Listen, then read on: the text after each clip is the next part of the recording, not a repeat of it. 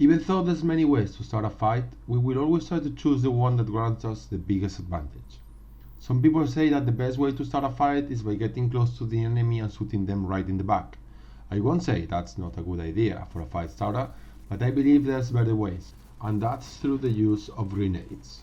Grenades grant you many advantages, but the best one comes from the short stun that makes your enemy unable to use skills, shoot, or take control of their character. Add to that in most scenarios they hit for over 80 to 100 damage, taking 50% of your enemy's HP, and have a really fine area of effect. You can hit several targets with just one grenade.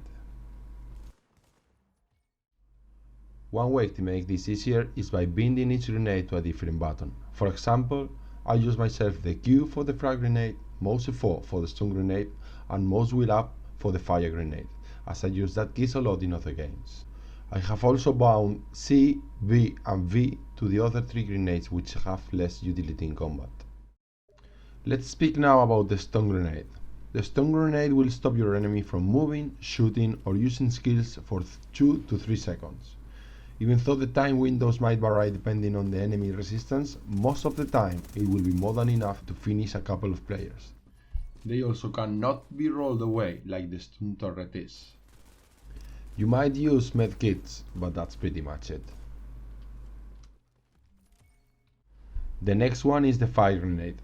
The fire effect won't let you run, shoot, use skills or climb away, so it will trap you in a zone if the circumstances are right. One of the best uses it has is on top of a rope when camping in the dark zone. The enemies will get straight on the fire when they get outside of the rope.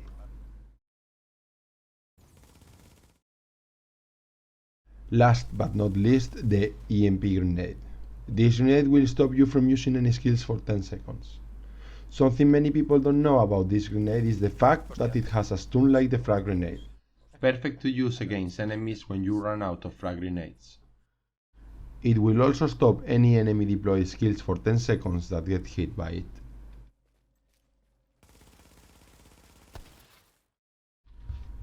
There's many other uses for grenades with which you can easily take advantage of enemy players. One of my favorite uses is to make them get out of cover for a short time, enough to get a quick shot for an easy frag. It works especially well on close quarters. It also works from far distances if you carry a strong sniper to get rid of sticky players that have taken a good position against you.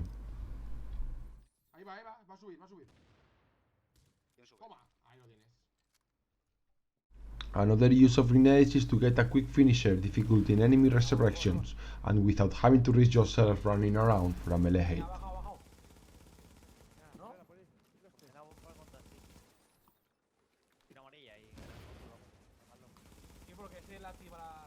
Or even just to finish multiple enemies.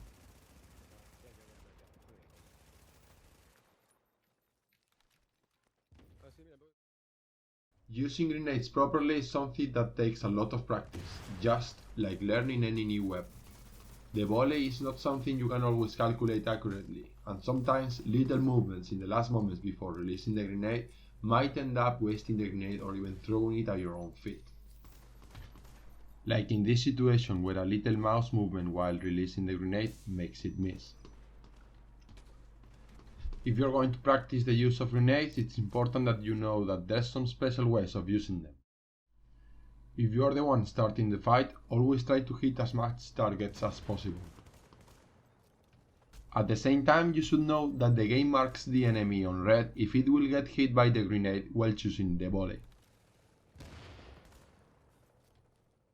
Another important tip is that you can easily avoid the blast radius just by hiding behind certain objects. Pretty much anything where you can take cover will protect you from it. The best tip I can give you to quickly learn to use them effectively is that you use as many as possible and as often as possible. Don't forget that even though they are really useful, you have a limited number in your pocket, which means that you should always save some for hard situations. Through practice, you will learn spots and circumstances where you can get extra advantage from grenades, like in corners and bottlenecks. One of my favorite uses is by faking escape through the use of concealed balls, or just by faking a runaway to bait my enemy on chasing me, then turning around. Of course, getting a pair of Swordbow Championship pads will increase your chances of using them effectively while making them a lot harder to avoid. The Swordbows are probably one of the best PvP items, if not the best, that are actually in the game. It's a game changer, and you should farm for it as the top item in your farm list. It drops from Madison Hospital boss in hard difficulty, or from any cache that might contain an exotic item. So if you don't have a pair yet, I really recommend you to go and get one straight away. If you found this info useful or at least learned something, you can support the channel just by clicking subscribe. Thanks for watching and happy manhunting, gentlemen.